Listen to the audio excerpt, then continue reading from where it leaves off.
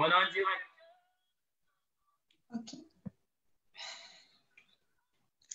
Shalom, shalom à tous. Bienvenue à la montagne de la transfiguration spéciale MVJ. Donc aujourd'hui, on se retrouve encore pour une causerie par rapport au thème de la semaine dernière. Tu peux aller plus haut. Du coup, invitez vos amis, invitez vos familles, invitez toutes les personnes que vous connaissez afin que nous puissions avoir cette causerie-là ensemble et voilà, avoir des idées, trouver des méthodes pour pouvoir aller plus haut et tout. Vous savez, c'est vraiment bénéfique que nous ayons cette plateforme-là pour faire une causerie du jeune. Comme ça, on peut vraiment se comparer les différentes situations puisque nous vivons à peu près les mêmes situations. Donc, n'hésitez pas à inviter vos amis, vos frères et sœurs, vos connaissances, toutes les personnes que vous pouvez sur Facebook. Nous allons commencer dans quelques instants. Du coup, on vous attend. Et on va commencer par la prière d'entrée. Et pendant ce temps, n'hésitez pas à inviter vos amis. Voilà. Shalom. Du coup, aujourd'hui, nous sommes avec deux invités, donc Archange et Leslie. Et avant de les présenter, on va ouvrir la prière et ensuite on va les présenter, voir ce qu'ils font et tout. Du coup, nous allons nous disposer. En premier lieu, nous allons dire merci au Seigneur pour cette journée qu'il nous a donnée, pour ce jour parce qu'il nous a protégés, il a protégé nos familles, nos amis, nos connaissances, nos collègues de travail. Nous allons lui dire merci pour tout ce qu'il a fait pour nous, pour la nourriture, pour l'eau, pour les vêtements, pour nos maisons, pour tous nos effets. Élevons la voix et disons merci à Dieu. Seigneur, nous te disons merci. Seigneur, nous bénissons ton nom, nous te rendons grâce. Merci, Père éternel, pour ton amour. Merci pour ta faveur. Merci, Seigneur Dieu, pour tous tes bienfaits. Merci, Père éternel, toi qui ne cesses de saisir de toute opportunité afin de nous rapprocher un peu plus de toi. Nous voulons simplement te dire merci pour la vie que tu nous donnes. Merci, Père éternel, pour le travail. Merci, Père éternel, pour toutes ces personnes qui nous entourent. Merci, Seigneur, pour le souffle de vie. Merci pour toute activité que tu nous permets de faire. Merci, Seigneur Dieu, pour ce que tu es toujours là à veiller sur nous. Merci, toi qui nous indiques ce que nous avons à faire. Merci, Père éternel, toi qui nous éclaires de par ton Esprit Saint. Merci infiniment, Jésus. Merci infiniment, Jésus. Sois béni. Nous allons dire merci à Dieu pour la semaine dernière, pour mes vacances avec Jésus, le thème 5. Nous allons dire merci pour le message qui a été diffusé par l'orateur. Nous allons dire merci pour l'orateur. Pour ces personnes-là qui ont été touchées. Nous allons dire merci pour ce qu'il a fait en notre personne, avec nous dans cette rencontre passée. Nous allons dire merci pour cela. Nous te disons merci pour Père éternel, nous voulons te dire merci pour la 5e rencontre de mes vacances avec Jésus. Merci, Père éternel, pour le message. Merci pour ce que tu es venu nous donner, Père éternel, les moyens dont nous avons besoin, Père éternel, pour aller un peu plus haut dans notre marche à ta suite. Nous voulons simplement te rendre grâce, Seigneur Dieu, pour le message qui a été donné. Merci, Père éternel, pour tout ce qui a été déployé comme équipement, Seigneur Dieu, afin de pouvoir réaliser cette rencontre. Merci, Père éternel, pour ton serviteur qui est venu. Merci, Père éternel, pour tout. Merci pour les participants. Merci, Seigneur Dieu, pour ces cœurs qui ont été touchés et renouvelés. Merci infiniment, Jésus. Merci, Seigneur Dieu. Sois béni. Nous allons dire merci pour cette rencontre de ce soir, cette causerie. Nous allons dire merci parce qu'encore, il sera là parmi nous pour nous aider à prendre des décisions, à donner des idées, à nous encourager entre jeunes afin que nous puissions aller plus haut. Et nous merci pour ce moment que nous accorde. Père, béni sois-tu pour cette soirée. Béni sois-tu pour cette nouvelle opportunité. Béni sois-tu, Père éternel, toi qui viendras encore ce soir nous parler. Béni sois-tu infiniment. Merci pour ton esprit qui prend le contrôle de toutes choses et qui dispose de toutes choses. Merci, Seigneur Dieu. Merci. Nous venons te demander de nous aider, de nous guider pour ce moment. Merci, Seigneur Dieu. Merci pour ton Saint-Esprit. Merci pour ton Saint-Esprit. Merci. Merci pour ces cœurs, Seigneur Dieu. Merci, Père éternel. Merci infiniment, Jésus. Infiniment, merci, Seigneur. Merci d'être là. Amen. Amen. Amen. Shalom, j'espère que vous êtes là et que vous avez invité vos amis, vos proches. Du coup, nous allons commencer. Aujourd'hui, nous avons la grâce d'avoir deux invités, Leslie et Archange. Du coup, ils vont se présenter. Alors, vous allez dire votre nom, prénom, fonction au niveau des études, lieu d'habitation et préciser si c'est la première participation au MPG. Du coup, on va commencer par Leslie. Shalom, je m'appelle Dalo Ange Leslie. Je travaille à Brasilia, à l'import-export.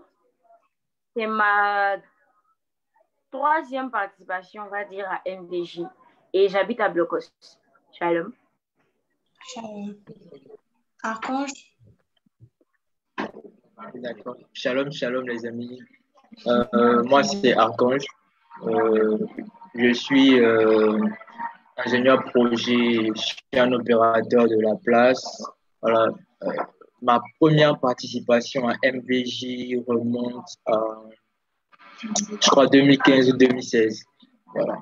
Donc, voilà, je suis très heureux d'être avec vous, partager avec vous ce soir. Shalom. Shalom. Shalom. Shalom, moi c'est Christine. Je suis ingénieure en informatique et en business intelligence. Et c'est ma première rencontre à MVJ, c'était en 2015 également. Et voilà.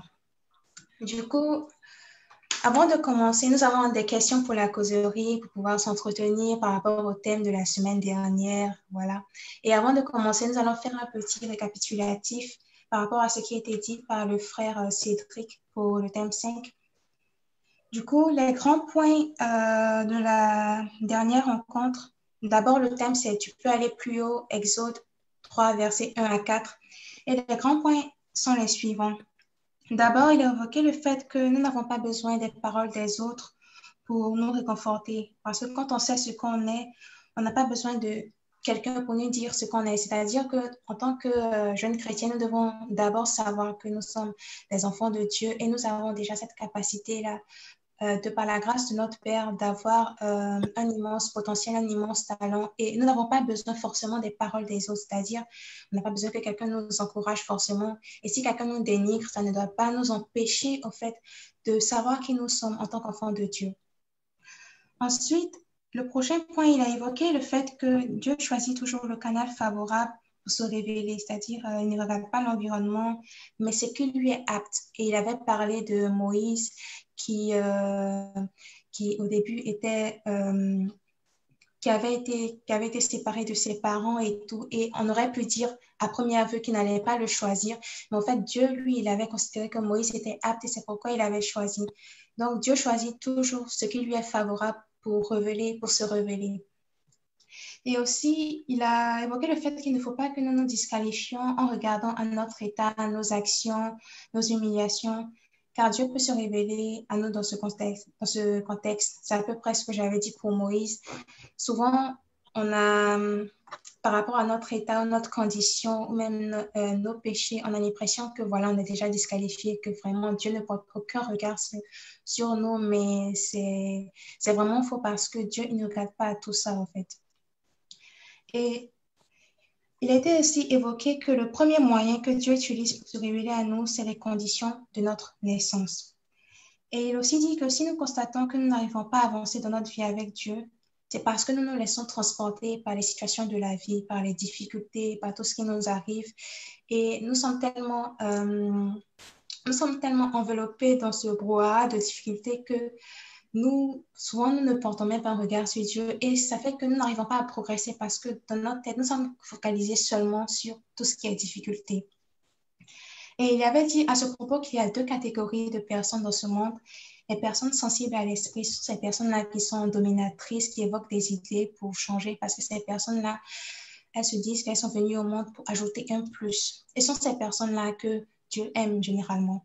Mais il y a aussi ces personnes-là qu'il appelait les émotifs qui se laissent, décourager ou bien ils se laissent décourager par des situations difficiles, des événements, et ces personnes-là n'arrivent vraiment pas à pouvoir aller au-delà de ça. Et ces personnes-là sont des personnes émotives, au fait. Et du coup, nous encourageait à être plus des personnes qui sont sensibles à l'esprit, c'est-à-dire ces personnes qui sont dominatrices et qui essaient toujours d'aller plus haut en apportant des idées nouvelles et ne pas se limiter à ce que nous pensons souvent. Ensuite, il a dit, lorsqu'on accepte le Seigneur, le premier cadeau, c'est la souffrance. C'est-à-dire, quand on veut aller plus haut, il a pris cet exemple là quand on dit, bon, on va aller plus haut et tout sera bien. Non, mais au fait, quand on décide d'aller plus haut avec le Seigneur, il faut savoir qu'il y a la souffrance aussi qui va accompagner. Et il ne faut pas, on va dire, fuir cette souffrance-là ou bien abandonner parce que c'est difficile, au fait. Il avait dit que Jésus est né dans une mangeoire et au fait, Jésus, c'est le Fils de Dieu, c'est notre Maître. Et lui-même, il est l'exemple aussi de la souffrance. Donc, il faut qu'on s'attende à souffrir lorsqu'on va plus haut avec Dieu. Et il a donné trois clés pour nous aider à aller plus haut. La première, il a dit, c'est d'accepter la situation dans laquelle nous sommes, c'est-à-dire que ce soit l'état familial, l'état de travail et tout. Il faut qu'on accepte cette situation-là. Il ne faut pas renier au fait notre état, mais il faut accepter cette situation-là d'abord. La deuxième clé, il a dit, c'est être responsable de notre vie. Savoir être responsable de notre vie. Lorsqu'on a fini d'accepter notre situation, il faut savoir se prendre en main et être responsable de notre vie pour pouvoir avancer. Et la dernière clé, il a dit, c'est réveiller son identité spirituelle. Parce qu'il faut que notre identité se réveille afin que Dieu puisse nous utiliser pour se révéler, pour révéler sa gloire au monde. Du coup, il va falloir d'abord, on accepte notre situation. Ensuite, on est responsable, on essaie de se prendre en main. Et après, on essaie de changer notre identité spirituelle afin que nous soyons aptes pour que le Seigneur se révèle à travers nous. Et finalement, il a dit, il faut qu'on aille plus haut car le monde a vraiment besoin de nous et le Seigneur nous y attend. Le fait est qu'aujourd'hui, il y a beaucoup de choses dans le monde qui nous montrent, qui nous prouvent que franchement, il y a un besoin réel de la présence de Dieu, de connaître Dieu. Et il est important pour cela que nous, chrétiens, nous qui sommes serviteurs du Christ, nous allons à cette tâche-là, c'est-à-dire nous nous mettons à disposition pour pouvoir aider ce monde-là. Et pour cela, il faut que nous ayons plus haut avec le Seigneur, afin qu'il puisse nous guider, à mener des actions et tout, pour aider ce monde-là qui a vraiment soif de Dieu et qui a vraiment besoin de lui. Donc, c'était le petit récapitulatif du thème de la semaine dernière. Donc, pour cette causerie, nous avons quelques questions. Nous allons débattre entre nos jeunes, voilà, par rapport à ce thème-là, comment aller plus haut et avoir des témoignages ou des expériences et tout ça. Donc, j'espère que mes invités sont prêts. Donc, on va commencer. Alors, la première question, c'est à la vue de ce thème. Donc, quelle a été votre première sensation? Qu'est-ce qui vous a inspiré quand vous avez entendu ce thème la première fois? Sans avoir entendu l'orateur prêcher, qu'est-ce que ce thème vous a inspiré? Donc, on va commencer par Leslie, les dames d'abord. D'accord, Shalom. Alors, quand j'ai vu le thème de la 5e rencontre, j'ai pensé à deux choses. D'abord, la croissance. Parce que pour aller plus haut, c'est-à-dire qu'il faut aller à un autre stade, en fait, qui est beaucoup plus grand que celui où tu es actuellement. Donc, déjà, la croissance. Et puis, le deuxième terme, c'est la profondeur. Voilà, Shalom. D'accord, la croissance et la profondeur. OK. Archange?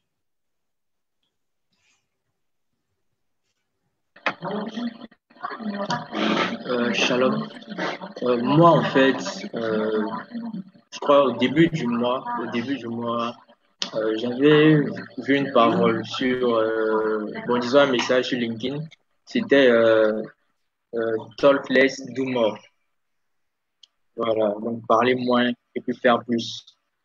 Donc, j'étais en fait dans cette dynamique de vraiment me surpasser, bien faire plus, sortir de ma zone de confort. Donc, lorsque j'ai vu le thème, je me suis dit, bon, vu que le thème dit en fait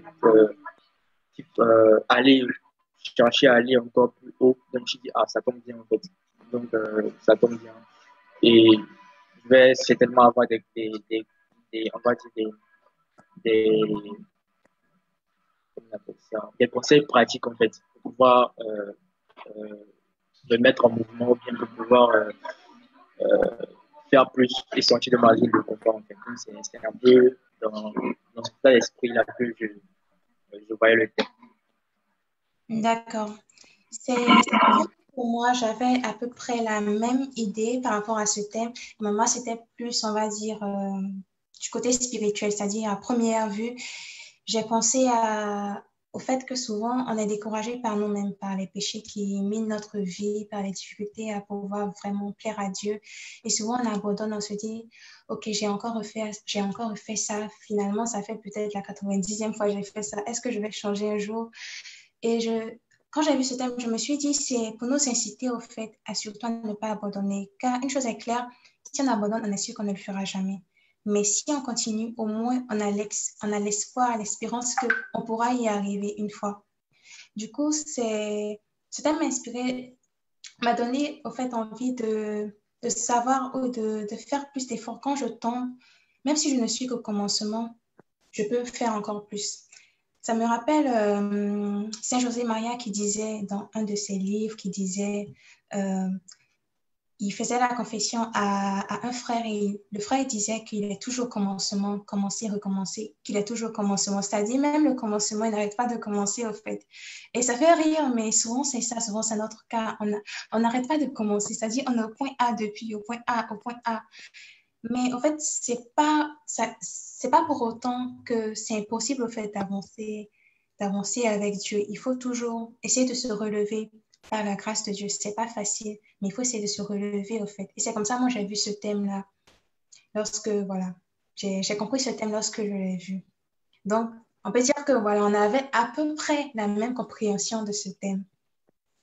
Ensuite, maintenant qu'on a parlé du thème qui est aller plus haut, on se demande maintenant comment ne pas laisser les situations avoir raison de nous. C'est-à-dire, l'orateur a dit qu'il y a des personnes dans le monde, il y a des personnes émotives qui se laissent aller aux difficultés, qui n'arrivent pas, franchement, lorsqu'elles ont des difficultés, qui n'arrivent pas à avancer, qui se laissent submerger par ces difficultés-là.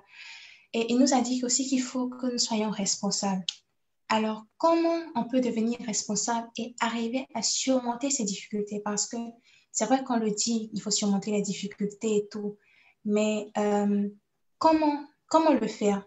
Si vous devez dire aux jeunes d'aujourd'hui, comment faire pour surmonter ces difficultés-là?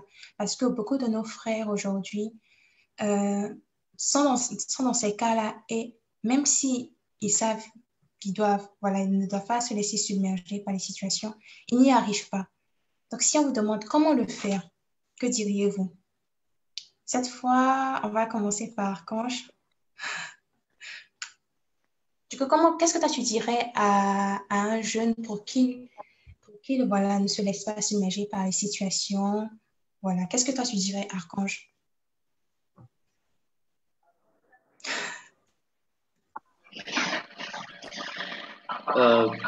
Bon, moi, je pense que je me mets là-dedans aussi, hein, voilà. J'ai pas forcément de conseils miracles et tout.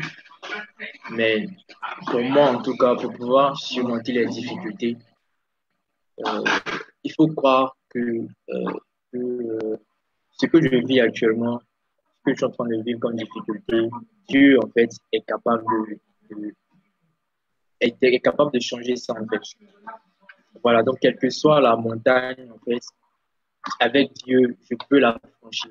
Donc, pour moi, déjà, c'est une invitation pour chaque jeune, en fait, à faire confiance en Dieu. Chacun fait confiance en Dieu, que Dieu est capable, voilà, de pouvoir, en fait, nous aider à surmonter cela. Dieu est capable.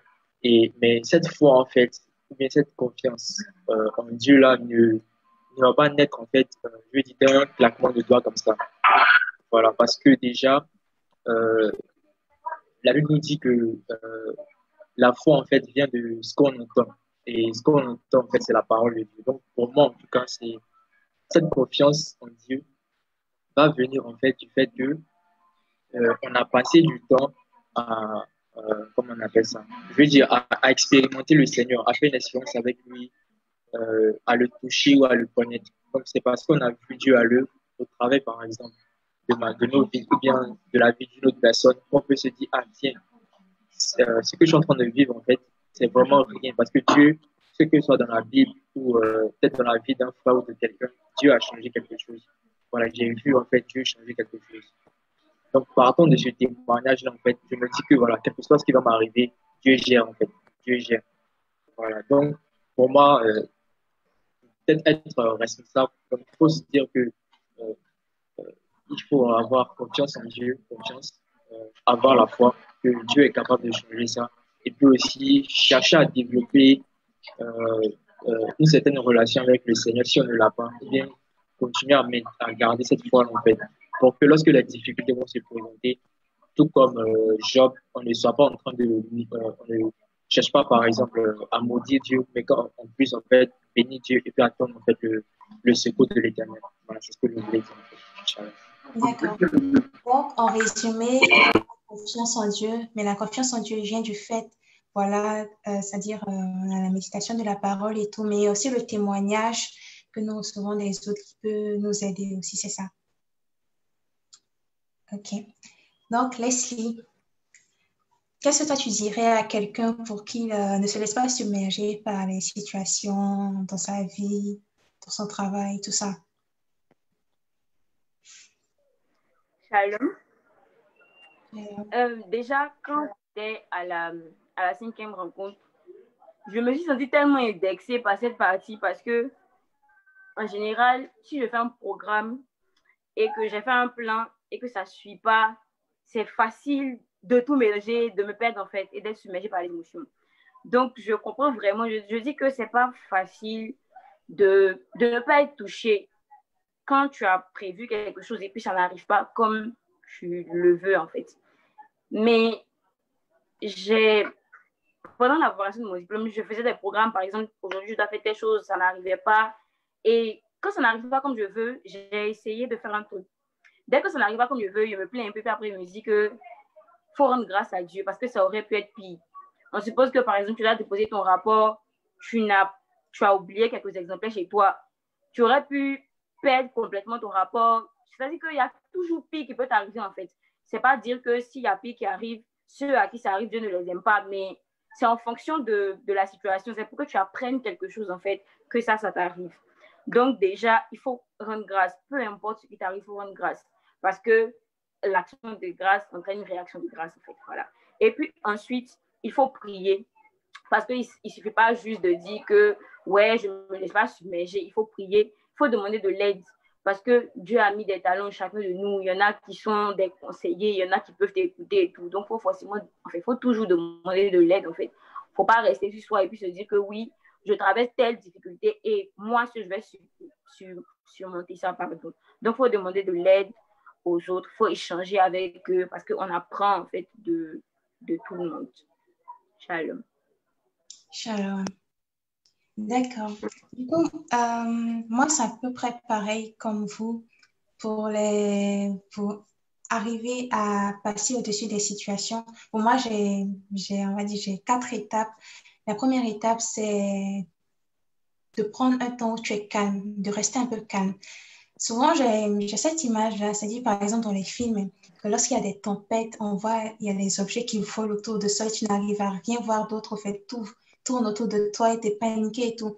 Et souvent, lorsqu'on a des situations assez difficiles, c'est un peu comme dans cette tempête-là. Et vu qu'il y a cette situation qui ne cesse de virevolter autour de nous, on n'arrive même pas à voir autre chose, on n'arrive même pas à penser à autre chose. Et il est important, lorsqu'on est dans une situation vraiment critique ou difficile, de prendre un peu de temps pour voilà, se calmer, ne serait-ce que 10 minutes et tout, pour se calmer, pour poser son esprit, pour dire, OK, ça va pas. J'essaie de me calmer, ne serait-ce que pour un petit bout de temps. Et pour ce petit bout de temps, la deuxième étape, c'est de prier, de confier à Dieu cette situation pour dire, ah Seigneur, voilà, tu vois, ça ne va pas et tout, aide-moi. Quand tu as fini de prier, maintenant, il faut avoir confiance en Dieu. C'est pas facile, mais comme Archange l'a dit, il y a la Bible qui est là avec tous les versets. C'est que dans la Bible, béni soit celui qui met sa confiance en l'Éternel et son espérance en lui. Et il y a d'autres versets aussi qui nous montrent que Dieu a toujours été là. Donc, il faut avoir confiance en Dieu. Tu pries et voilà, tu te dis, Dieu peut tout de toute manière, il a tout créé. Franchement, qu'est-ce qui est impossible à Dieu? On dit souvent Dieu est omniprésent, omnipotent, omniscient. Mais lorsqu'on est dans une situation difficile, on oublie totalement tout ça. Pour nous, Dieu est notre camarade, il est tout juste à côté de nous, même chose. Alors que c'est pas vrai, en fait. Dieu, il peut tout et c'est important de se rappeler ça, en fait.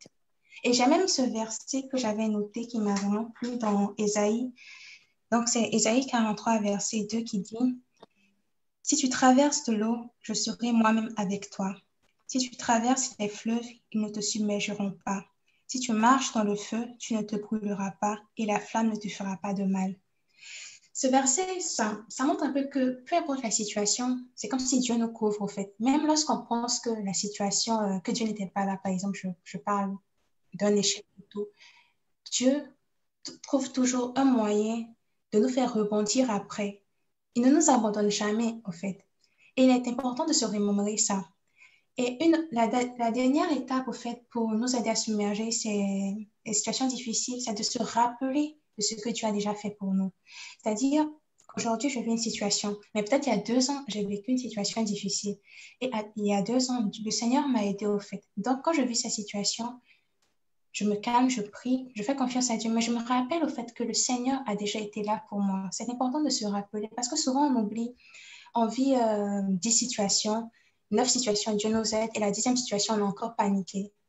Ça n'a pas vraiment de sens au fait, puisque Dieu a été là présent 9 fois au fait. Donc pourquoi pas, il ne sera pas présent. Donc c'est important de se remémorer le fait que Dieu a toujours été là pour nous. Et j'aime dire cette phrase souvent lorsque il y a des situations difficiles, c'est que Dieu m'a déjà tout prouvé. C'est-à-dire, aujourd'hui, je ne peux pas dire que Dieu n'a pas été là pour moi. Même dans les situations où j'avais l'impression que, voilà, c'était le chaos total, Dieu m'a prouvé qu'il était là. Dieu m'a tout prouvé. Donc, franchement, je n'ai pas le droit de douter encore. Peu importe la situation, je n'ai pas le droit de douter. Donc, c'est ce que moi, je dis. Et ça rejoint ce que vous avez dit aussi. Du coup... Je peux intervenir aussi. Oui, bien sûr, bien sûr. Ah, je peux vous parler, je ne peux pas le possible. On te pose la question maintenant. Donc, en fait, ce que j'aimerais ajouter à tout ce que vous avez dit, c'est, je dirais juste 2 points qui sont déjà liés. En fait, c'est parler de la patience et puis aussi de l'espérance. Vous voyez, en fait, quand on traverse les difficultés, ce qui nous emmène à beaucoup plus nous décourager et tout, en fait, c'est qu'on est impatient. C'est qu'on veut juste voir automatiquement les choses être réglées. Alors que, je dirais, un chrétien, du moins, même en dehors même de la vie chrétienne, on se doit en fait d'être patient parce que les choses bonnes prennent du temps en fait pour se réaliser. Donc, pour pouvoir surmonter les épreuves, en plus de ce que vous avez dit et tout, c'est important aussi de pouvoir cultiver la patience. Si on ne peut pas, on demande la grâce à Dieu. Et justement, les difficultés, ou du moins les événements que nous rencontrons chaque jour de notre vie viennent en fait pour nous aider à pouvoir faire grandir en nous cette vertu de la patience là en fait. Aussi, en fait, il y a l'espérance. On a tendance à entendre que l'espoir fait vivre, l'espoir fait vivre. En fait, ça c'est vrai, ça c'est vrai. L'espoir fait vraiment vivre, en fait. Et ça nous permet de pouvoir continuer chaque jour.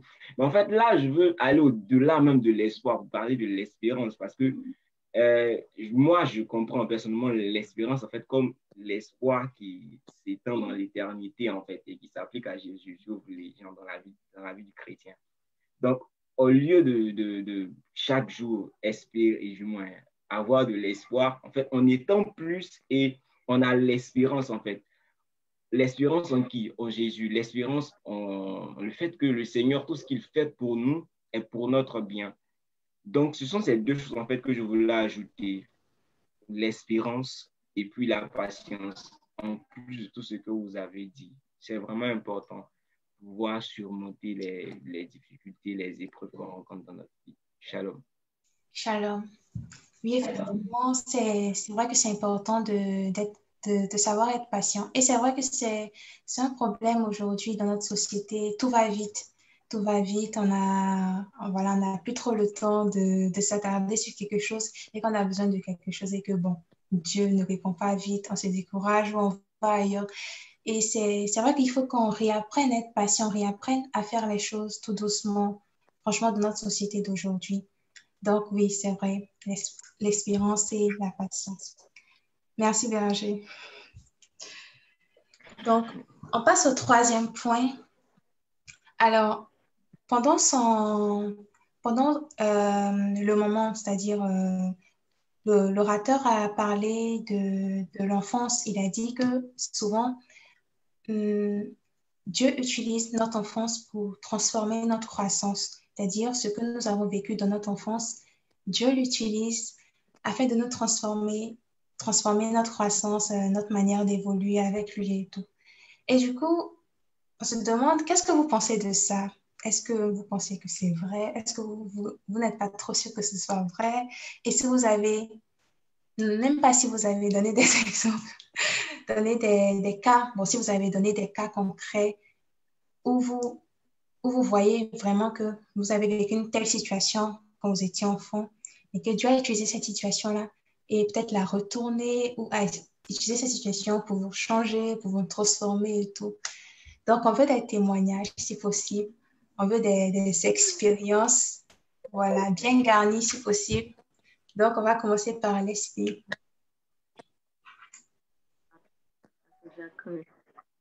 Shalom. Alors, Déjà, je me dis que Hello. on dit qu'on s'appuie sur le passé pour construire le futur. Donc, quelque part, toutes les erreurs, tout ce qui nous arrive, en fait, quand on va dire plus jeune, mais je dirais même à n'importe quel moment, tant que c'est le passé, quoi, tu vois. Donc, tout ce qui nous arrive peut nous servir, en fait, de leçon. C'est-à-dire que tu prends, je ne sais pas quel exemple, mais en tout cas, tu vis quelque chose et quand tu ressors de là, tu te dis que voilà, moi, je ne vais plus faire ci, je ne vais plus faire ça, en fait. Donc, clairement, ça nous sert. C'est un peu comme quand on dit que l'enfant est le père de l'homme, un truc comme ça. Bref. Voilà, donc, c'est juste pour dire que euh, on se sert en fait de ce que nous vivons. Tout ce que nous vivons est finalement utilisé en fait plus tard parce qu'on on retient des choses en fait de ce que nous vivons. Voilà. En bref. Shalom. Est-ce que tu as un cas concret, peut-être pour faire un petit témoignage, parce qu'aujourd'hui, voilà, il y a les jeunes qui nous regardent et peut-être un témoignage, ça peut aider quelqu'un voilà, à peut-être comprendre comment Dieu est en train d'agir dans sa vie, il ne comprend pas tout ça. Du coup, si tu as un cas concret, si possible de nous raconter. Dès que Archange finit. Non, c'est tour à tour. Le temps que je cherche le meilleur des cas à présenter. D'accord, il n'y a pas de souci. Donc, Archange, c'est à toi.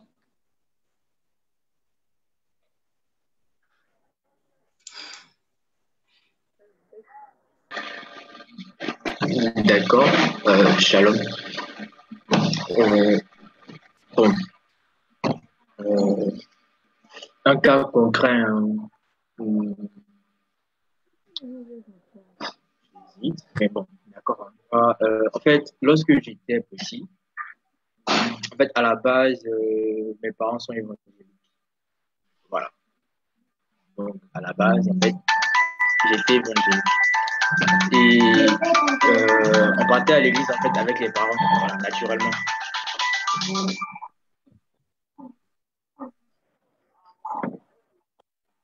Excusez-moi. Voilà. Donc, on partait à l'église, en fait, avec les parents, excusez-moi. Et, comment on va dire ça? Donc, jusqu'à ma classe de cinquième, si je ne me trompe pas. Oui, cinquième. Et il faut dire que après, il y a eu une situation un peu compliquée. Voilà. Ce qui a fait que, bon, euh, mes parents, en fait, on va dire, avaient perdu pas mal de... Comment on appelle ça?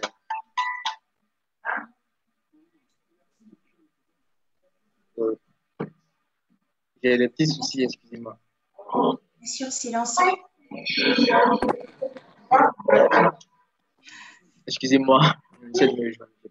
Voilà, donc j'étais en train de dire en fait que et après il y a une situation où en fait bon, papa avait perdu son emploi en fait. Voilà, et puis c'était devenu compliqué à la maison et tout. Donc, ce qui faisait que bon, en fait, on habitait l'église était très loin de la maison. Voilà, donc avec comment on appelle ça? Avec euh, ce fait-là, en fait, donc, on partait plus à l'église avec les parents. Parce que bon, papa n'avait plus assez d'argent, en fait, pour emmener tout le monde, disons, pour le transport de tout le monde. Voilà. Et dans la même foulée, il y avait un grand frère au quartier, en fait, et en fait, c'était un scout. Voilà. Et donc, il m'avait invité une fois à l'église. Mais en fait, c'était un catholique. Il m'avait invité une fois à l'église juste pour le scoutisme, en fait, parce que moi, ça me plaisait beaucoup. Voilà, quand je les voyais dans leur tenue bleue, kaki, machin, voilà. Donc, vraiment, j'aimais. Donc, je partais à l'église. En fait, je partais juste à leur rencontre, à leur réunion les samedis. Voilà. Donc, c'est on va dire que, voilà, au fur et à mesure, après, j'ai commencé à faire les messes. Et puis après, j'ai commencé, euh, voilà, je veux dire, à être bon, le catholique que je suis aujourd'hui, baptisé, tout ça. Donc, trêve de bavardage. En fait, c'est juste pour dire que, voilà, c'était peut-être une situation difficile, peut-être pour la famille et tout, et tout. Mais pour moi, particulièrement, voilà, ça m'a permis, en fait, de rencontrer, euh, je veux dire, en fait, toutes ces belles personnes, tout, je veux dire, d'être celui que je suis aujourd'hui. Voilà, franchement. Voilà, d'être celui que je suis aujourd'hui. Plus au travers de, quand j'étais à Vienne, puis au travers de la communauté, ou encore avec les amis du Christ et tout. Voilà, donc ça, voilà, ça m'a permis de me développer. Donc c'était ce que je voulais partager avec. Excusez pour les petits challenges. D'accord, shalom. Nous rendons la gloire à Dieu pour ton témoignage et j'espère que toutes ces personnes qui ont entendu ce témoignage et qui traversent des situations pareilles ou même des personnes qui connaissent d'autres personnes qui traversent des situations pareilles, ce témoignage a pu les aider afin que ces personnes sachent que voilà, c'est Dieu peut utiliser ou bien Dieu peut se manifester voilà, dans leurs situations qui sont peut-être pareilles que la tienne. Donc, nous rendons gloire à Dieu pour ce témoignage. Merci. Donc, on revient à Leslie. Tu as eu tout le temps pour penser à ton témoignage. C'est dur de faire mieux en termes de témoignage, hein, après ce qu'il vient de dire. Non, mais il n'y a pas de comparaison, donc ça va. Bon, je réfléchissais, il y avait un seul qui venait de ma tête, je ne sais pas pourquoi. Ce sont les témoignages d'amour. Je sais que ça touche beaucoup la jeunesse.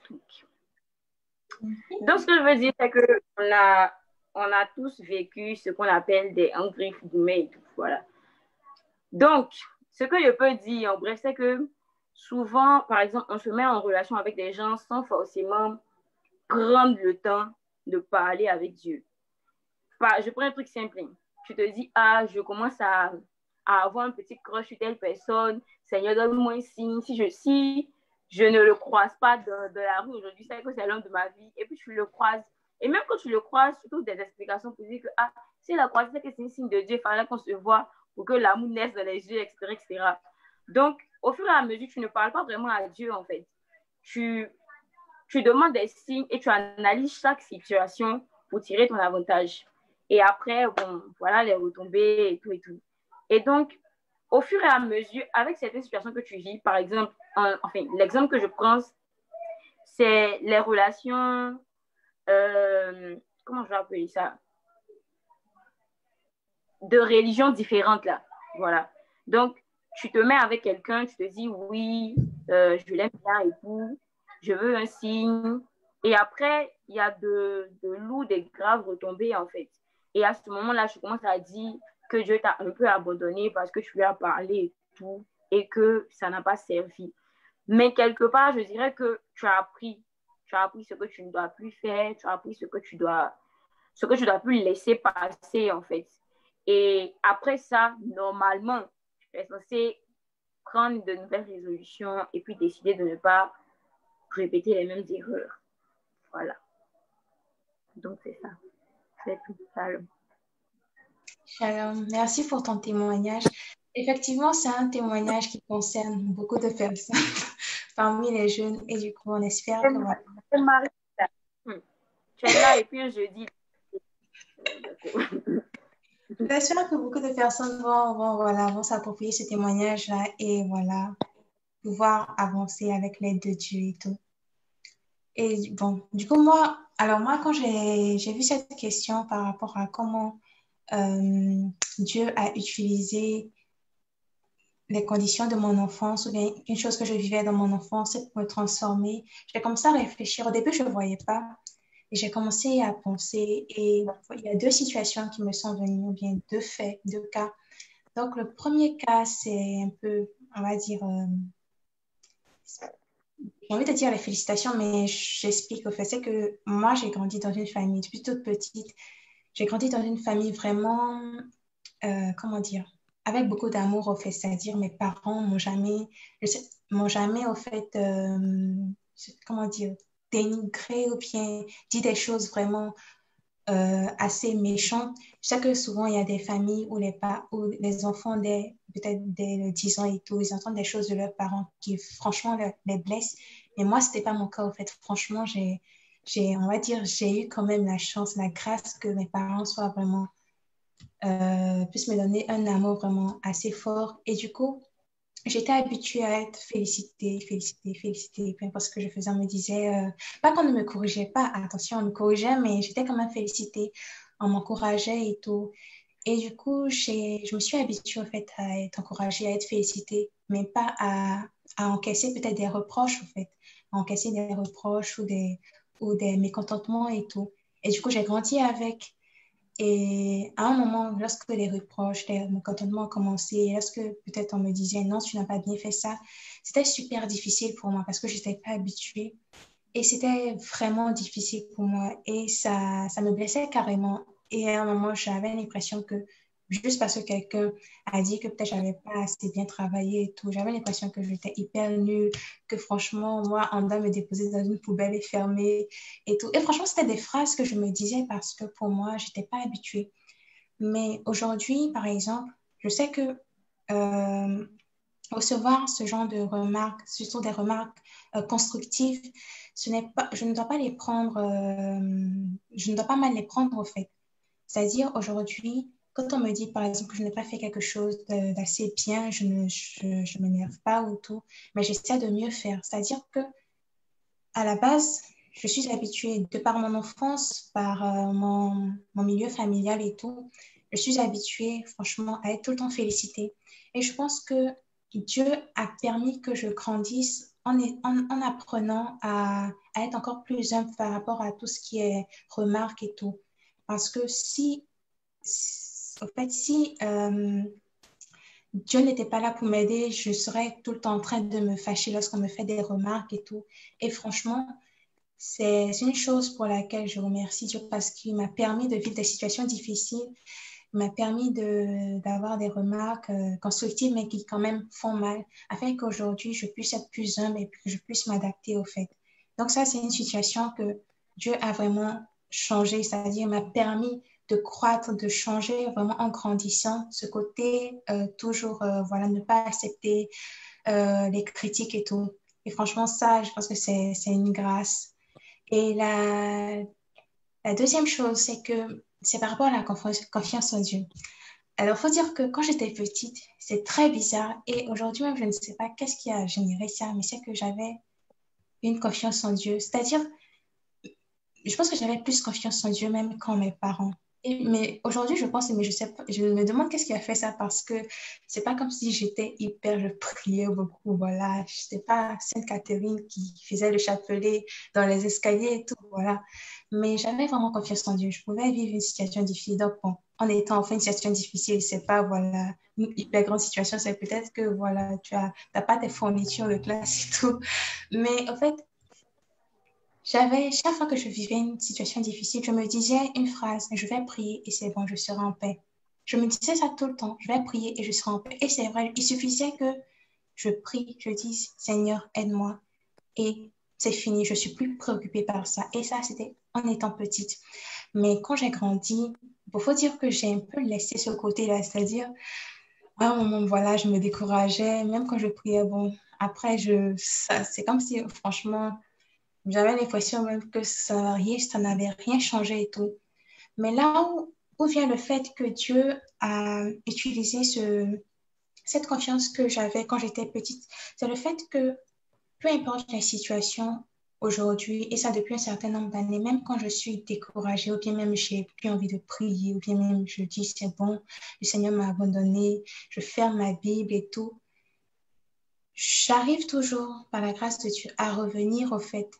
Même quand je suis énervée, j'ai toujours confiance en Dieu. Je ne sais pas comment m'expliquer. C'est-à-dire, tu t'énerves, mais au fond, tu as toujours confiance en Dieu, que Dieu fasse quelque chose. Et puis tu dis, tu n'es plus énervé, au fait. Et je pense que c'est le fait que, depuis petite, j'ai gardé cette confiance en Dieu. Peut-être elle s'est enfouie au fond de moi. Ça fait qu'aujourd'hui, même quand je me décourage, elle revient toujours, au fait. Et je pense que Dieu a utilisé, parce que c'est par sa grâce que j'ai eu cette confiance quand j'étais petite. Et Dieu utilise toujours pour moi cette confiance-là pour m'aider aujourd'hui, au fait, c'est-à-dire quand même c'est le chaos que voilà, j'ai plus envie d'avoir confiance en Dieu. Ce petit craint qui est enfoui depuis que je suis petite, cette confiance en Dieu, et je ne sais pas d'où elle venait d'abord, elle arrive, elle revient, je me dis, bon, je vais repartir vers Dieu et tout. Et ça, c'est vraiment une grâce. Et ce sont on va dire, ces deux faits-là qui me sont revenus par rapport à mon enfance et maintenant, comment, voilà, Dieu a utilisé des choses. La première, c'était une chose, bon, pas vraiment mauvaise, mais le fait que j'étais habituée à des félicitations, à tout ce qui est positif. Et Dieu m'a aidé aujourd'hui à apprendre quand même à relativiser, c'est-à-dire voir tout ce qui est critique et tout, de ne pas aller voir mal, de ne pas m'enorgueillir de ça, mais de savoir être humble.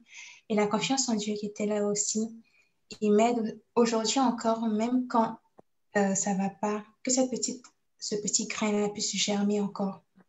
Donc, voilà, c'est ces deux faits-là que voilà, je voulais, je voulais vous partager. Shalom. Je ne sais pas si le berger prince, comme on ne doit pas l'oublier, s'il a un témoignage particulier. Donc, en fait, bon, moi, je n'ai pas de témoignage particulier, mais en fait, il y a quelque chose qui me tracasse un peu, qui me fatigue. Et je ne sais pas si on peut essayer de donner des éléments de réponse. Je ne sais pas si vous avez des éléments de réponse. Par exemple, pour quelqu'un qui a eu une enfance où, en fait, il était maltraité et tout par ses parents, il voyait son papa frapper sa maman et qui a grandi avec ça, en fait. Genre, comment c'est possible que cette situation-là, comment la personne pourra comprendre, en fait, que après, Dieu pourra utiliser cette situation, en fait, pour la transformer, genre, pour lui permettre plutôt de grandir, en fait, euh, facilement. Maintenant, il y a un autre exemple pour quelqu'un aussi qui a été, je dirais, bon, violé dans son enfance. Comment, en fait, c'est ce genre de questions-là qui me passent par la tête depuis que vous êtes en train de parler. Comment c'est possible, en fait, que Dieu peut utiliser cela pour transformer notre croissance, genre pour nous aider à grandir? Comment? S'il y a des éléments de réponse, je crois qu'il y a Leslie qui veut parler. Oui, Leslie.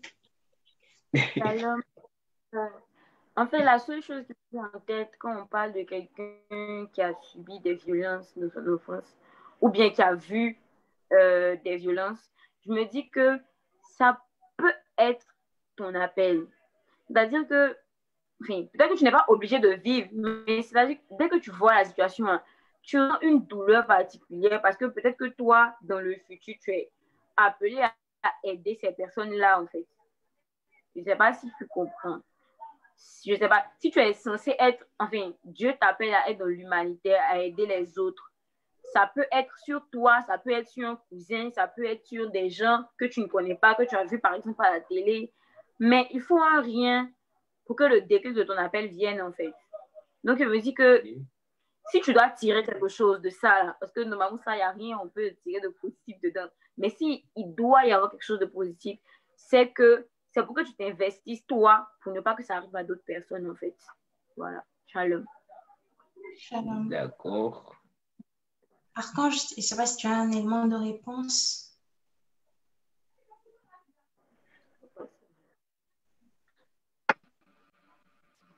Bon, je rejoins Leslie. Maintenant, en tout cas pour moi, à la base, hein, c'est une situation difficile. Ouais, c'est difficile.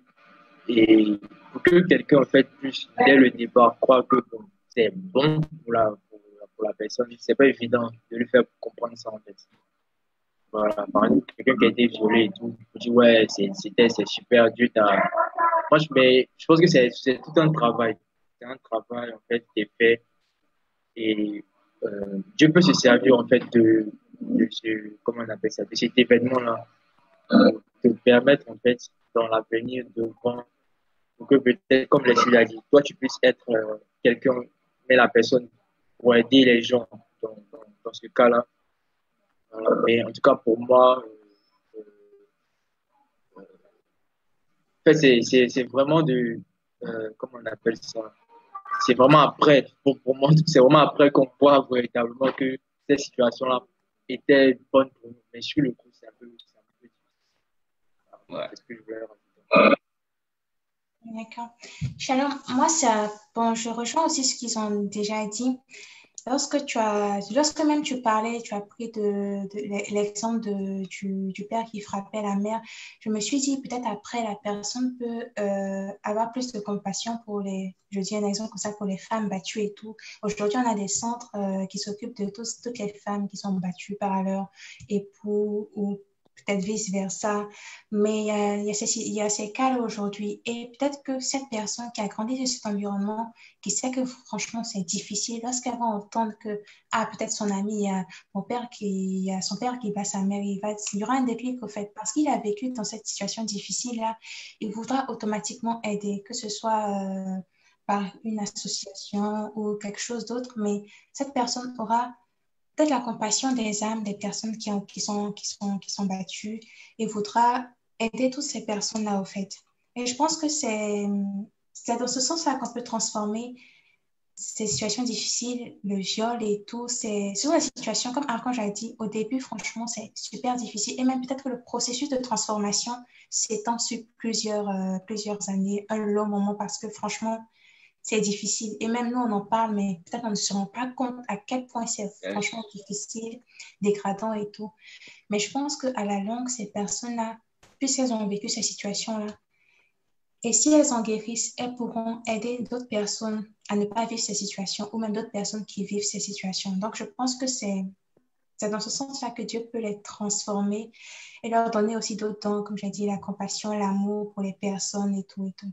Donc, c'est comme ça, moi, voilà, je ne sais pas si ça te satisfait. D'accord, merci. Merci. En même temps, bon, Leslie, vas-y.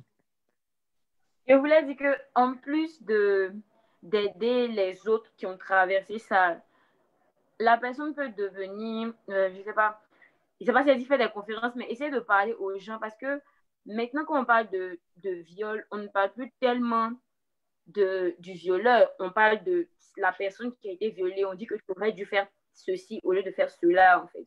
Donc, essayer de faire comprendre comment on peut se sentir en tant que victime, voilà, en tant que victime aux autres. Donc, essayer de non seulement d'aider les personnes qui ont vécu ça, mais de faire des choses pour changer les mentalités, en fait, sur ce genre de problème-là. Parce que les gens ne parlent pas quand ils sont battus, les gens ne parlent pas quand ils sont violés parce qu'on risque de les juger, en fait, alors que tu ne demandes pas forcément à vivre ce genre de situation-là. C'est bon. Alors. D'accord. Donc, en fait, c'est vraiment important et je pense qu'il y a beaucoup de nos amis jeunes qui traversent ce genre de situation-là. Donc, c'est juste nous inviter aussi à prier parce que je me dis qu'en fonction de la disposition de ton cœur ou du moins de ta capacité à réceptionner les choses, ça peut agir sur toi positivement comme négativement. Parce qu'il y a des gens qui, après avoir subi des viols, ont fini par s'adonner à la prostitution et tout. Donc, c'est nous inviter à prier pour, on dira, ces personnes-là, pour que en fait, la transformation soit facile. Et tout. Donc, c'était mon intervention. Shalom. Shalom. Du coup, vu qu'on parle de transformation même, on vient à la dernière question. La transformation, aller plus haut, et c'est pour tous les domaines de notre vie, donc spirituel, scolaire, professionnel, familial et tout. Et du coup, qu'est-ce que mes invités aujourd'hui peuvent dire aux amis jeunes qui ne se limitent qu'à peu, c'est-à-dire que ce soit dans leur travail, dans leurs études, dans leurs relations avec autrui, ces personnes-là qui n'essaient pas de faire plus, mais qui se contentent de peu. Qu'est-ce que vous pouvez leur dire aujourd'hui en direct là? Qu'est-ce que vous pouvez leur dire pour les booster au fait à aller plus haut? Vu que nous sommes jeunes, nous sommes tous jeunes et voilà, peut-être on se comprend mieux entre jeunes, on sait ce qu'on vit. Qu'est-ce qu'on peut dire à nos amis jeunes pour qu'aujourd'hui ils soient boostés pour aller plus haut? Je ne sais plus c'est qui. Je pense qu'on va commencer par Leslie. Donc, Shalom, je pense que déjà, il faudrait que chacun s'approprie le fait que Dieu est notre Père, en fait. C'est-à-dire, si tu te dis que Dieu est ton Père et que Dieu a tout, bon, techniquement, tu ne peux pas te limiter. Parce que, en fait, même quand on est plus jeune, on est beaucoup, beaucoup plus jeune, c'est-à-dire au primaire, quand on parle de tel ami, on va dire que lui, là, il est riche. Tu vois, non? Il n'est pas riche parce qu'il a quelque chose. On est tous pareils. Mais il est riche parce que ses parents ont quelque chose. Tu vois, donc, lui, en fait, il n'a pas dans sa tête de se limiter à faire ci ou à faire ça. Il se dit qu'il peut faire plus. Il demande la Nintendo à Noël. Il demande ce qu'il veut, en fait. Donc, si tu es conscient du fait que ton père est Dieu et que ton père a tout, ton père peut tout, techniquement, tu ne peux pas craindre quelque chose, tu ne peux pas te limiter à ça. C'est-à-dire que tu fais ce que tu peux et Dieu complète, en fait. Voilà. Il faut déjà donner ce que tu as. Donne tes 5 pains et tes 2 poissons pour qu'on puisse nourrir, en fait, la multitude. Donc, déjà, la première chose, c'est de s'approprier le fait que Dieu est notre Père et surtout de ne pas le limiter, en fait. Ne pas le limiter dans l'argent, ne pas le limiter dans l'espace, ne pas le limiter dans sa capacité à nous trouver du travail, ne pas le limiter dans sa capacité à trouver l'amour, à trouver, enfin, plein d'autres choses, en fait. Donc, c'est ces 2 points-là. Donc, ne pas oublier que Dieu est notre Père et puis ne pas le limiter parce que quand on ne le limite pas, ça retourne sur nous, en fait. Shalom. Archange, on passe à toi. C'est compliqué, ça. Très. Bon, moi, comme ce que je pourrais donner nous donner comme conseil, en fait, en tant que jeune, c'est vraiment euh, euh, déjà de mettre de côté, j'ai envie de dire, en fait, la facilité ou bien la paresse. Voilà, ça c'est un. Parce qu'aujourd'hui, l'image, en fait, met l'étiquette qu'on colle à la jeunesse. Voilà, c'est la facilité ou la paresse. Voilà, on veut avoir rapidement les choses. Donc ça c'est un. Maintenant, il n'y a pas en fait comment on appelle ça, de réussite, pardon, euh, au plan professionnel, au plan sentimental, etc. Voilà, en fait, il y a Dieu. Et c'est Dieu qui est au centre, en fait, c'est Dieu qui est. Donc, pour moi, je nous invite, en fait, à grandir dans notre relation avec Dieu. Voilà, ça, c'est vraiment, et puis également j'ai envie de dire à charbonner, à travailler, en fait. Voilà, travailler, à avoir des objectifs à atteindre, avoir des objectifs à atteindre. Quelqu'un disait, je crois que c'était à MBJ aussi, voilà, en fait, que la jeunesse a besoin cherche des repères, en fait. La jeunesse, en fait, mais les jeunes cherchent des modèles. Donc, c'est pour nous, jeunes, vraiment d'avoir de grands objectifs, de grandes ambitions. dans le Seigneur, avec le Seigneur, et puis grandir avec le Seigneur. Voilà, ne pas en fait courir, ne pas chercher la facilité ou bien laisser la face. C'est vraiment ces points-là en fait. Bon, je peux les reprendre et voilà, en fait, grandir dans la relation avec Dieu, euh, mettre de côté en fait la paresse et la facilité, et puis voilà, se donner des objectifs, travailler pour atteindre ces objectifs avec le Seigneur. Shalom. Shalom. Alors moi, en plus de ce que vous avez dit, je pense que la première chose pour aller au-delà, c'est de savoir qu'on peut aller au-delà. C'est-à-dire d'abord connaître notre identité spirituelle. C'est-à-dire, si un lion, il pense qu'il est poulet, bon, il n'est plus le roi de la jungle, c'est clair au fait. Il sera, je sais pas, animal domestique, et puis c'est tout. Mais au fait, quand tu sais ce que tu es, que tu peux faire des choses, déjà, c'est quelque chose, un premier déclic. Parce que souvent, où on est bloqué, c'est dans notre tête. On se fixe des défis, on regarde et par rapport à notre potentiel, on se dit non, on ne peut pas, au fait. Mais si dans ta tête, déjà, tu sais que tu peux, déjà parce que tu es enfant de Dieu et Dieu, il peut tout. Déjà, au moins, tu as ce sentiment-là que tu peux. Et je pense que c'est un premier pas. Ensuite, lorsque tu sais ça, rien ne te bloque au fait d'aller au-delà parce que tu sais que tu as la possibilité d'aller au-delà et tu n'as qu'à te confier à Dieu pour faire plus. C'est-à-dire, aujourd'hui, on prend un enfant qui est, c'est-à-dire, voilà, un enfant X lambda et il ne sait pas que son père est, on va dire, son père est président des États-Unis. Il ne sait pas, il ne sait pas. Et un jour, il apprend que son père est président des États-Unis. C'est clair que, bon, il va carrément changer de vie, au fait. C'est-à-dire, il va vivre la vie de fils de président. Et c'est à peu près la même chose, au fait. Lorsque nous savons ce que nous pouvons, il ne faut pas que nous nous limitions, au fait. Lorsque nous savons que nous pouvons quelque chose, eh bien, nous allons essayer de faire maintenant, de mettre en place, que ce soit des programmes, des étapes, des to-do list, pour pouvoir faire cela.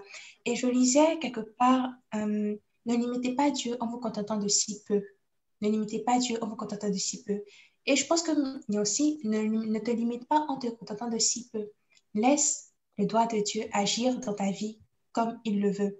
Et je pense que c'est important, en fait. Et il y a un verset qui me vient et que j'aime beaucoup, c'est Ésaïe 55, je pense le verset 9, où le Seigneur dit, de même que les cieux sont au-dessus de la terre, de même mes pensées sont au-dessus de vos pensées. Et j'ai oublié le reste. Mais en fait, c'est... Mais c'est ça, en fait, parce que Dieu, il a des pensées qui sont quand même au-dessus des nôtres. Et nous pouvons aller plus loin, en fait, en se reflétant à lui. Il ne faut pas vraiment que nous pensions que nous ne pouvons rien faire et tout. Nous ne pouvons pas aller plus loin parce qu'une personne a fait ça. Aujourd'hui, on dit que tout a déjà été créé, tout a déjà été créé. Mais aujourd'hui, on voit des personnes qui viennent avec des idées novatrices et qui réussissent, que ce soit sur le plan professionnel et partout et partout. Du coup, je pense que il faut se mettre en tête que nous devons faire plus. Comme le frère disait, nous ne devons pas être ces personnes émotives là qui se laissent transpercer par transcender par les situations et tout, mais il faut que nous soyons des personnes sensibles à l'esprit, qui essaient de dominer avec des idées novatrices, qui essaient d'ajouter un plus. Et c'est important pour la jeunesse de savoir ça, qu'elle peut faire plus et que ce n'est ni son âge qui doit freiner cette jeunesse-là, ni le dénigrement, les propos des autres qui nous découragent, mais c'est d'avoir confiance en soi, d'avoir confiance en Dieu et de se laisser guider par Dieu. Je pense que c'est comme ça, on pourra petit à petit. C'est vrai que ça ne se fait pas automatiquement parce que déjà notre morale ou bien notre mindset, il est souvent bloqué. Et même quand on a confiance, souvent on a un peu peur, on a un peu de réticence. Mais c'est quand on connaît ça et qu'on va pas à pas, on pourra vraiment aller au-delà, que ce soit au niveau professionnel, au niveau scolaire, au niveau familial et tout. Donc, voilà, c'est ce que je peux dire. Je ne sais pas si Berger Prince, tu as quelque chose à ajouter? Ajouter, il faut dire que, bon, pas grand-chose. C'est juste qu'on peut aller plus haut, en fait. On peut aller plus haut. On peut faire plus. Voilà, nous sommes jeunes et je dirais, toute la capacité, en fait, pour aller un peu plus haut.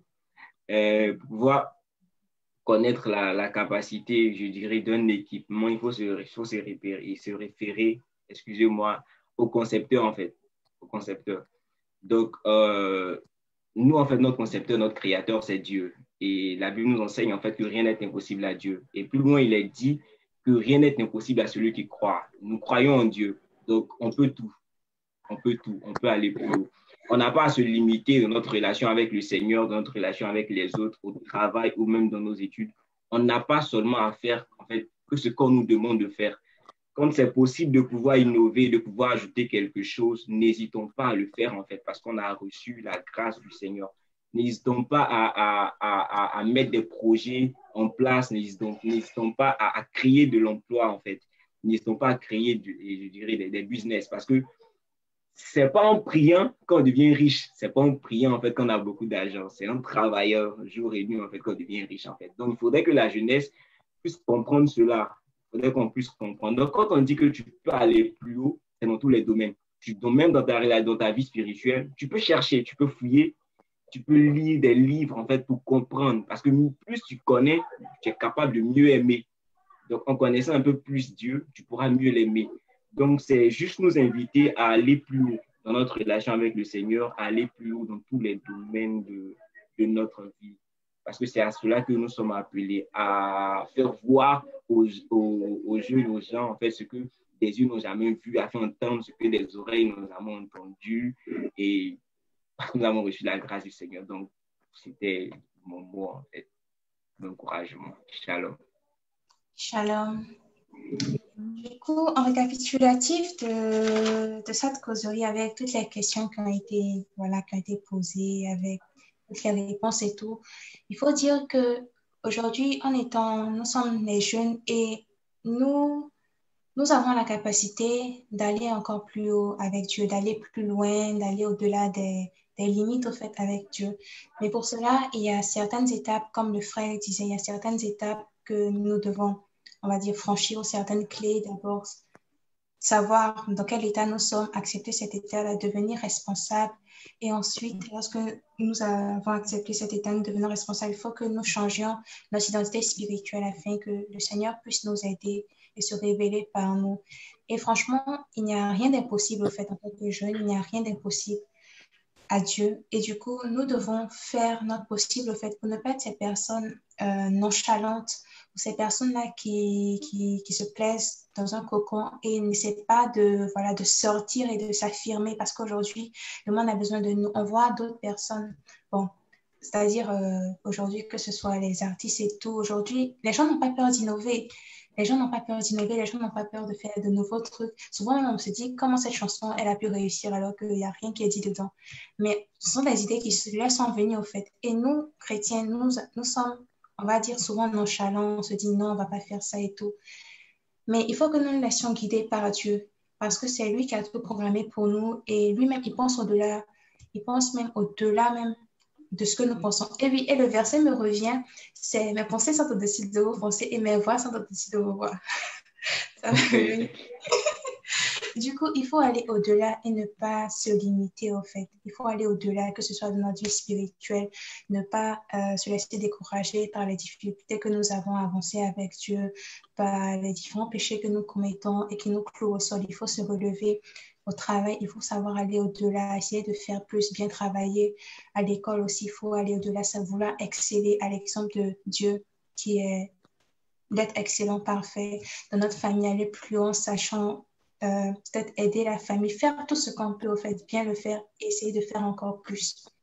Donc, c'est aujourd'hui le message que nous voulions donner à travers cette causerie à la jeunesse, afin que nous tous, nous puissions faire des efforts pour aller plus haut. Shalom. Shalom. Ici, on fait notre causerie. Du coup, on vous invite la semaine prochaine, non pas la semaine prochaine, le samedi prochain, à la 6e rencontre qui a pour thème Viens suivre. Et ce sera est-ce que je peux dire c'est qui, Berger Prince? Yeah. Ce sera le frère Narcisse Ngoran. Et du coup, le thème c'est Viens, suis-moi. Donc, on a appris que nous devons faire des efforts, redoubler d'efforts pour aller plus haut, pour aller au-delà de nos limites. Maintenant, on va apprendre à montrer l'exemple du Christ, au fait. montrer l'exemple du Christ aux jeunes, montrer comment le Christ se comporte, afin que nous puissions refléter cette image du Christ à travers nous-mêmes, à travers notre comportement et tout. Du coup, nous vous invitons à cette rencontre-là. Venez à ce samedi à 10h en direct sur Facebook. Donc, invitez vos amis et tout. Et franchement, c'est bénéfique aujourd'hui. Cette causerie a été bénéfique pour nous et on espère qu'elle a été bénéfique pour vous. Et on pense que ce samedi aussi, le thème sera bénéfique pour vous. Donc, n'hésitez pas à inviter tout le monde, vos amis, vos familles, vos frères et sœurs, vos collègues de travail, je sais pas, vos gens du quartier et tout. Donc, voilà. Shalom. Je ne sais pas si quelqu'un a quelque chose à ajouter. Non. Leslie voulait parler. Bon, moi, ça va pour moi.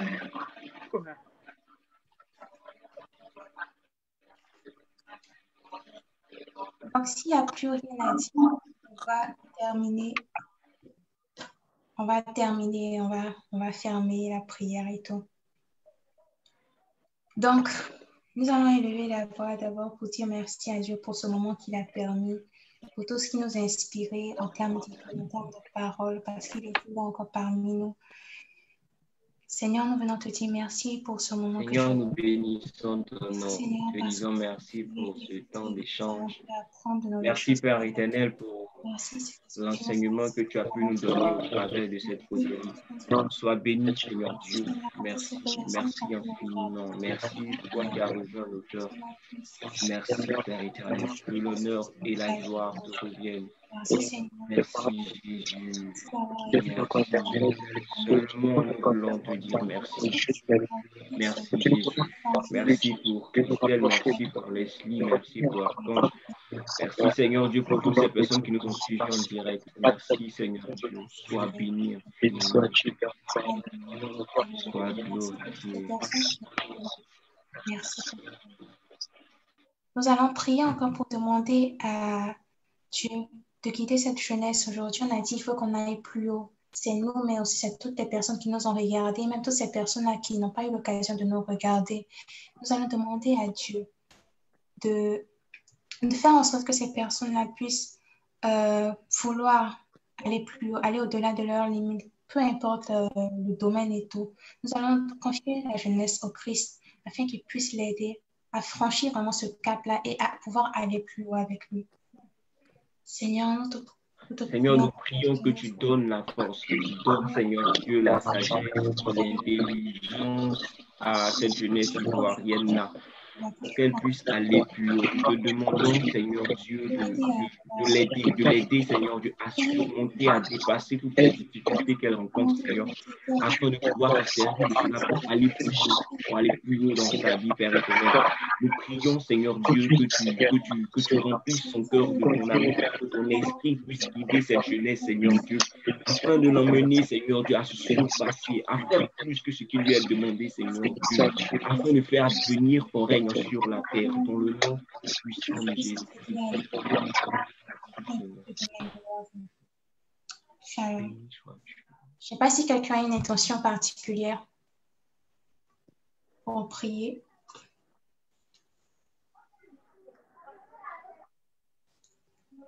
D'accord. Donc, on a fini. S'il n'y a plus rien, on va faire le signe de croix. On va faire un autre Père et faire le signe de croix et voilà, clore. Du coup, n'oubliez pas, on vous invite le samedi à 10h sur Facebook pour la 6e rencontre. Invitez tous vos amis, votre famille et tout. Et voilà. C'est bon pour tout le monde? Yeah. Ah. Oui, ça va. Ça va. Notre Père qui es aux cieux, que ton nom soit sanctifié, que ton règne vienne, que ta volonté soit faite sur la terre comme au ciel. Donne-nous aujourd'hui notre pain de ce jour. Pardonne-nous nos offenses, comme nous pardonnons à ceux qui nous ont offensés. Et ne nous laisse pas entrer en tentation, mais délivre-nous du mal. Ah, c'est à toi qu'appartiennent le règne, la puissance et la gloire pour les siècles des siècles. Amen. Seigneur, nous vous remercions. Nous avons été réunis pour un Père, Fils et du Saint-Esprit. Amen. Amen. Amen. Merci à vous. Amen. Et que Dieu vous bénisse. Bonne nuit à chacun. Amen. Bonne nuit à la famille. Amen.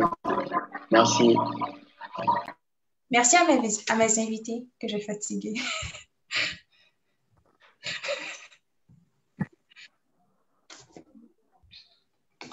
Au revoir.